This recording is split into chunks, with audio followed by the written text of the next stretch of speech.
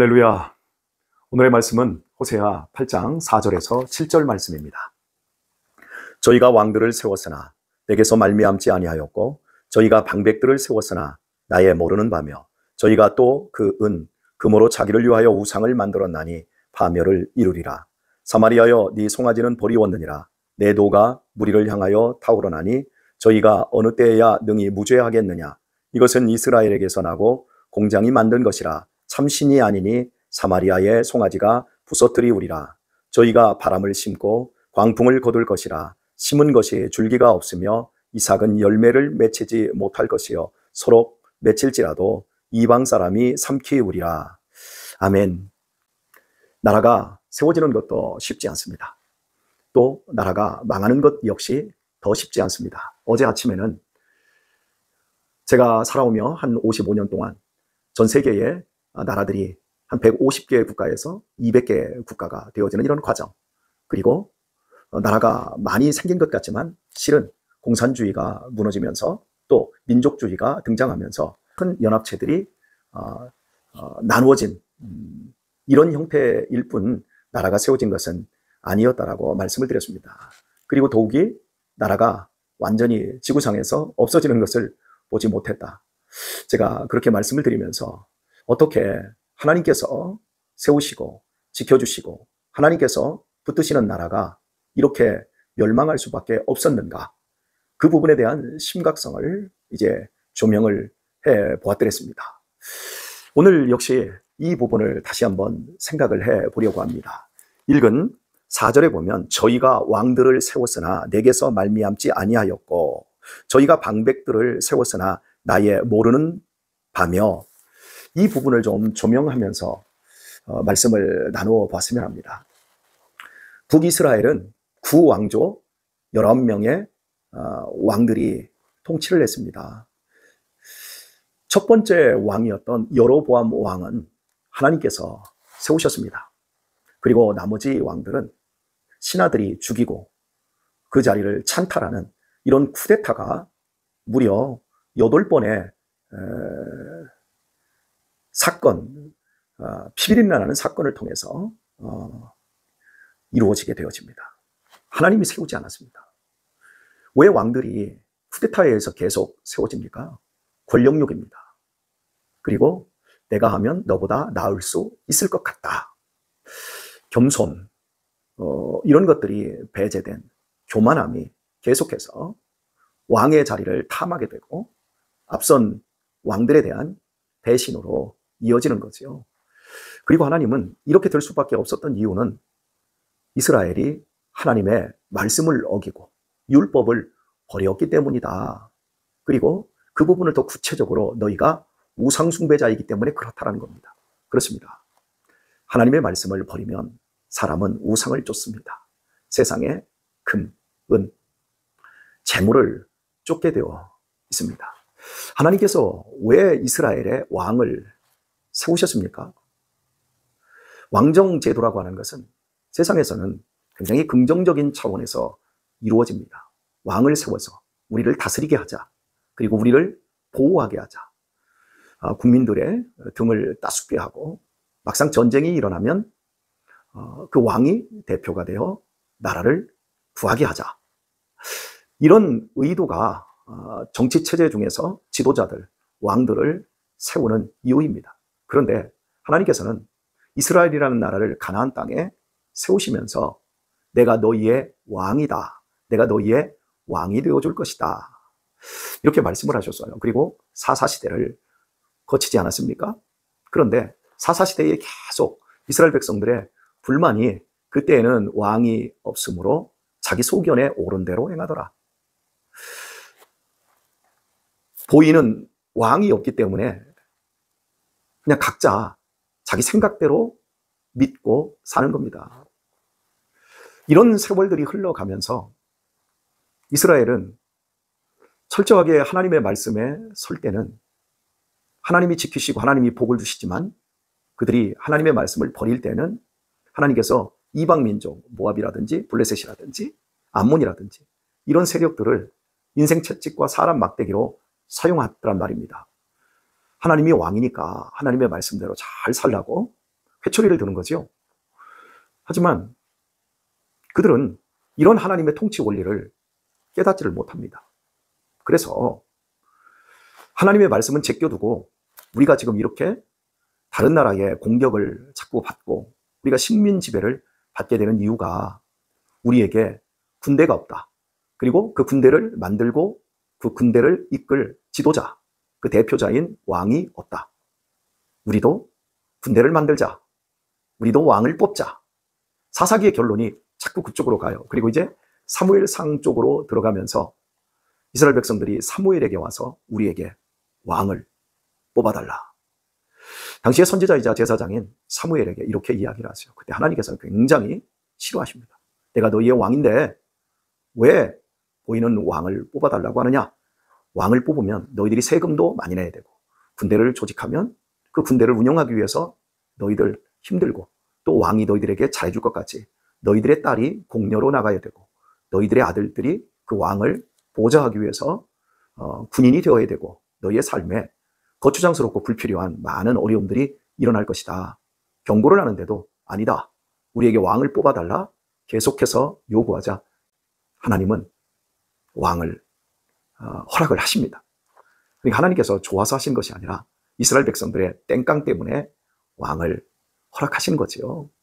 이것이 이스라엘의 뼈아픈 실책이자 그들의 고통의 원인이 되고 이제 오늘 호세아서에서 만나게 되는 것처럼 그 왕들 하나님이 처음에는 세우셨지만 결국은 자기들이 세우는 겁니다. 그 왕들이 하나님과 아무런 상관이 없어요. 그리고 또 왕을 보좌하는 지도자들 역시 하나님의 눈밖에 난 사람들입니다. 그들이 추구하는 것은 하나님에 대한 열심도 하나님에 대한 사랑도 그리고 그 백성들을 믿음의 길로 이끌기 위한 것도 아닌 오직 재물만 탐하는 우상 숭배자들이 되었습니다. 결국 하나님은 아수르를 통해서 이런 쓸데없는 나라, 이스라만한 나라를 멸망케 하는 걸로 끝장을 내버리십니다. 왕이 있어야 하는 이유는 하나님 편에서 생각할 때 다윗을 통해서 정확하게 보여주셨습니다. 그것은 은혜를 아는 자, 왕들은 하나님의 은혜를 나타내는 자여야 합니다. 여러분, 이 세상의 원인은 다 하나님이 만드십니다. 보통 암이 발생하면 암의 원인이 어디서 왔는지를 잘 모르는 경우가 굉장히 많습니다. 예를 들면 이렇습니다. 술, 담배를 굉장히 많이 하는 사람들은 자신의 병적인 원인을 술, 담배에서 찾습니다. 하지만 저 같은 목사들은 또 저 같은 경우에는 아주 몸 관리를 철저히 합니다. 적당하게 운동하고 또 음식도 잘 조절하는 편이지요. 그리고 스트레스 같은 경우에도 잘 관리를 합니다. 그런데 갑작스럽게 저 같은 사람에게 암이 발생한다면 그 원인을 찾을 수가 없는 거예요. 이 우주의 시작이 어떻게 되었습니까? 우리는 이 지구라는 완벽한 환경에서 살아가고 있습니다. 그런데 이 우주, 이 지구라는 완벽한 환경의 원인, 그 원인은 인간이 만든 게 아니거든요. 하나님이 하신 거죠. 이 모든 것, 왜 우리 인생이 죽어야 되는가? 그리고 죽고 난 이후에는 무엇이 있을까? 근본적인 그 부분에 대한 답은 하나님이 갖고 계십니다. 당장 대한민국 안에서 어떠한 정책이 시행됩니다. 또 그 정책이 바뀌어질 수도 있습니다. 이런 모든 것에 한 사람의 사인에 의해서, 특별히 대통령에 의해서 그런 일들이 주도가 되어집니다. 사람들은 생각하기에 대통령이 다 하는 것 같습니다. 아닙니다. 원인은 항상 하나님에게서만 나옵니다. 그리고 인간이 아무리 애를 쓰고 아무리 노력을 해도 그 결과는 역시 인간이 규정된 대로 나올 수도 있고 안 나올 수도 있지만 거의 대부분 인간의 뜻대로 되어지지 않습니다. 그 역시도 하나님께서 하셔야 됩니다. 그래서 사람이 마음으로 자기의 길을 계획할지라도 그 걸음을 인도하시는 이는 하나님이시다 말씀하지 않습니까? 그러니까 하나님께서 다윗이라는 왕을 세우셨고 그 다윗이 보여준 것이 뭡니까? 여호와는 나의 목자시다. 내게 부족함이 없다. 그가 나를 푸른 초장으로 누이시며 실만한 물가로 인도하시는도다. 내가 사망의 음침한 골짜기로 다닐지라도 해를 두려워하지 않을 것은 주께서 나와 함께 하십니다. 나의 평생의 선하심과 인자하심이 정녕 나를 따르리니 내가 여호와의 집에 영원히 거하리로다. 다윗은 왕이었지만 내가 다 한다가 아니라 나는 하나님의 어린 양이다. 나는 하나님이 보호해 주셔야 된다. 내가 사망의 음침한 골짜기로 다닐지라도 나는 하나님 때문에 그 해를 두려워하지 않는다. 여러분, 왕들은 얼마나 대단한 호의를 받습니까? 아무런 두려움도 없고 또 거칠 것이 없는 사자와 같은 존재입니다. 세상 왕들은 자기를 그렇게 나타내기를 원합니다. 그러나 다윗은 자기가 철저히 하나님의 은혜 아래 있고 하나님의 은혜의 보호를 받아야만 살 수 있는 이런 존재라는 것을 보여줍니다. 본입니까? 그가 나약해졌을 때 밧세바 간음 사건이 일어나지 않습니까? 그때 나단 선지자 앞에서 하나님의 말씀의 책망 앞에서 철저하게 회개하는 자로 엎드리지 않습니까? 살려달라고 부르짖지 않습니까? 이렇듯 왕은, 특별히 이스라엘의 왕은 모든 원인과 결과, 인간의 생사 화복이 하나님께 있다라고 하는 것을 대표적으로 보여주는 사람, 그 사람이 왕인 겁니다. 여러분, 이게 지도자의 모습인 거예요. 여러분, 교회의 지도자, 목사의 중요성이 바로 이런 부분이 아닌가 싶습니다. 세상의 지도자들은 유능하고 능력이 있어야 됩니다. 그래서 자기의 그 유능함과 능력을 통해서 탁월함으로 사람들을 이끌고 지도를 해야 합니다. 그러나 교회의 지도자는 철저히 하나님이 그 교회를 지도하고 계시고 그 지도자가 더 하나님 앞에서 은혜를 구하는 자로 있어야 합니다. 여러분은 저를 보면 어떻습니까? 저 같은 사람이 목회를 하고 있다라고 하는 것, 그것은 정말 큰 은혜입니다. 여러분, 제 성품을 보십시오. 가끔씩 저와 아주 가까이에 있는 분들이 저한테 아마 느끼는 감정이 있을 것입니다. 참 우리 목사님 연약한 사람이다.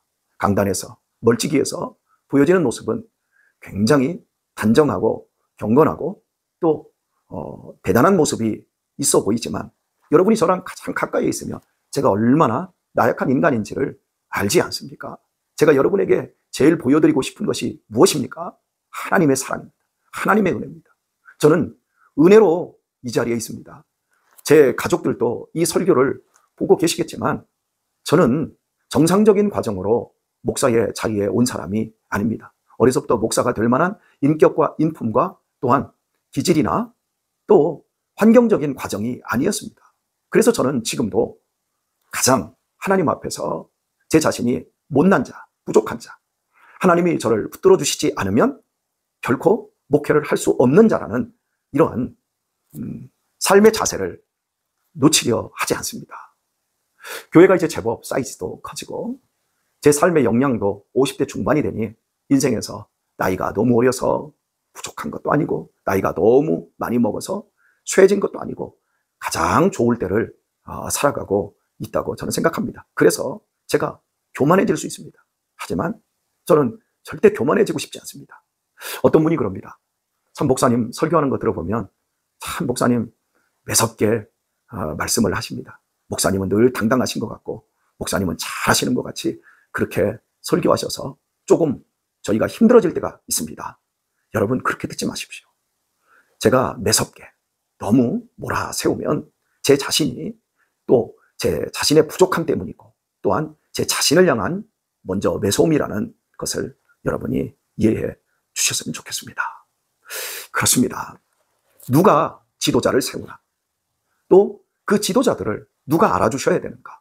그것은 바로 하나님이셔야 합니다. 이 교회에 자꾸 왕들을 세우려고 하면 안 됩니다. 우리 교회 안에 저 사람은 돈이 많으니까, 저 사람은 똑똑하니까, 저 사람은 사회적인 지위나 직업이나 배경이 참 좋으니까 저런 사람이 우리 교회에 정말 크게 힘이 되고 은혜가 될 사람이다. 여러분, 그런 쪽으로 생각하시면 안 됩니다. 여러분, 제 몸의 일부 속에 지금 이 제가 상반신의 모습이 이 영상으로 나가지 않습니까? 머리 단정하고요. 얼굴 세수 잘했고요. 그리고 옷 제가 최대한 단정히 지금 입고 여러분 앞에 있습니다. 말도 얼마나 절제하며 여러분에게 지금 설교하고 있습니까? 그런데 제 밑을 보지 못하는 밑이 있습니다. 특별히 여러분, 발가락이 있습니다. 발톱이 있습니다. 제 신체 중에서 가장 못생긴 부분이고 또 늘 눌려 있는 부분입니다. 그런데 제가 지금 여러분 앞에 이렇게 당당하게 서 있을 수 있는 건 그런 발가락이 지금 저를 지탱해주고 있기 때문인 겁니다. 여러분, 누구도 교회에서 쓸데없는 사람은 없어요. 저처럼 강단에서 설교하고 앞으로 드러나는 이런 사람도 있지만, 제가 이렇게 설교할 수 있는 것은 여러분이 늘 보이지 않는 뒤에서 최선을 다하시고 눌려 계시고, 또 발가락 얼마나 냄새납니까? 냄새나는 그런 것들을 참아내는 이런 사람들에 의해서 교회가 세워지고 있는 겁니다. 이 일을 누가 주관하십니까? 하나님이 하십니다. 그리고 우리는 하나님의 말씀에 다스려지고 있는 겁니다. 이 안에서 우리는 평화와 생명을, 또 거룩함을 이루어가는 그러한 복된 성도로 승리할 수 있는 것입니다. 오늘의 말씀을 맺도록 하겠습니다. 저는 지금 정선에 있습니다. 수양의 기간입니다. 좀 쉴 수도 있고 많은 여유를 가질 수도 있습니다. 제가 이곳에 와서 새벽에 영상으로 여러분을 만나고 있는 이 모습을 주변의 목사님들이 보시고 깜짝 놀라더라고요. 어떻게 그걸 할 수 있느냐? 어떻게 여기까지 와서 그렇게 영상으로 그 일을 할 수 있느냐? 목사님, 어렵지 않으세요? 힘들지 않으세요? 제게 이렇게 질문하는 여러 후배들이 있었습니다. 그래서 제 대답은 이거였습니다. 이거라도 하지 않으면 나는 살 수가 없습니다. 그리고 저는 즐겁습니다. 이 일이 얼마나 즐거운지 모르겠습니다. 사랑하는 교회 여러분, 연약해서 그렇습니다. 저는 하루라도 하나님의 은혜를 떠나서 하나님의 사랑과 긍휼, 물론 제가 이렇게 하지 않아도 하나님은 은혜를 부으십니다. 지키십니다. 그럼에도 제가 이렇게 할 수 있음은 하나님의 은혜를 나타내고 싶어서 그렇습니다. 하루를 살아도 믿음의 사람으로, 하나님의 사람으로 살아야 할 것입니다. 모든 원인과 모든 결과 하나님이 책임져 주시고, 우리는 여기 지금 하나님의 어린 양으로 서 있어야 하는 겁니다. 이 하루도 우리의 왕이신 하나님께서 우리를 다스리고 계십니다. 이 하루 병원에서 투병하시는 분들, 그리고 버거운 삶의 현장에서 이 하루도 버텨내셔야 될 우리 성도님들, 학업의 현장에서 현재 중간고사를 보고 있는 우리 청년들, 그리고 멀리 호주 땅에서, 그리고 군대에서 힘겹게 미래를 위해서 애를 쓰고 나라를 지키고 있는 그런 상황 속에서도 여러분, 하나님께서 여러분과 함께 하시며 여러분을 붙드시고 계심을 잊지 마십시오. 오늘도 은혜를 구하십시오. 오늘도 긍휼을 구하십시오. 모든 원인과 모든 결과를 책임져 주시는 하나님께 다 맡기십시오. 이 하루도 왕이신 우리 하나님을 통해서 승리하고 건강한 하루를 꼴지어 내실 수 있길 우리 주 예수님의 이름으로 축원합니다.